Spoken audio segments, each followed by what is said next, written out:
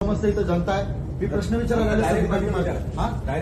Direct विचारतो sir, कारण ते नाही म्हणतात म्हणून. माझा एक प्रश्न होता सर, तुम्ही येण्याआधी इथं जे कोणी सूत्रसंचालन करत होते त्यांनी सांगितलं ही राजकीय सभा नाहीये, सगळ्यात पहिली गोष्ट. पण याचे स्पॉन्सर्ड तुषार कामटे आहेत, राष्ट्रवादीने बुक केलेलं होतं. त्याच्यामुळे तुमचा सगळ्यांचा मी जाहीर निषेध करतो, कारण निर्भय सभा आम्ही 75 ऐकल्यात पहिल्या. ओके, तर सगळ्यात पहिले मी या गोष्टीचा निषेध करतो. आणि दुसरी गोष्ट सर, जर 75 निर्भय सभा झालेल्या आहेत आपल्या महाराष्ट्रात, 78 झाले, सरांनी 75 सांगितल्या, तुम्ही 78 हरकत नाही, 3चं खालीवर होईल. सर बीजेपीचं 1% पण मतदान हल्लेलं नाहीये, जागा पडल्या.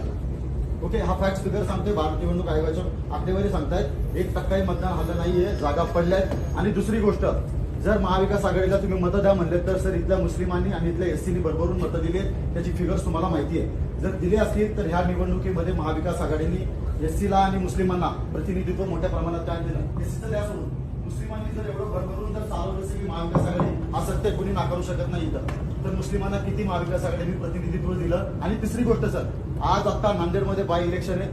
ओके, त्या बाय इलेक्शन मध्ये 2 सख्खे भाऊ, एक बीजेपीतनं उभारतोय आणि काँग्रेसमधनं उभारतोय. ही कुठली भाषा आहे आणि इथं कोणाला निर्भय बनवतं. आणि तिसरी गोष्ट, ज्या उमेदवाराचा तुम्ही उल्लेख केला सर आल्या त्या उमेदवार, जर तुम्ही सर आरएसएसला विरोध करताय, बीजेपीला विरोध करताय, त्या उमेदवार त्यांच्या परिचय पत्रामध्ये लिहिले की मी संघाच्या शाखेत तयार झाले, नमस्ते सदावत्सले म्हणते मी, आणि मी संघाच्या शाखेतनं मला नेतृत्व, कर्तृत्व आणि वक्तृत्व भेटलंय, हे त्यांच्या परिचय पत्रात नमूद केलंय. तर तुम्ही त्यांची भूमिका आता मला सांगा, तुम्ही आल्याला त्यांचं नाव घेतलंय, कारण त्यांच्या परिचय पत्रात क्लिअर कट मेन्शन केलेलं त्यांनी.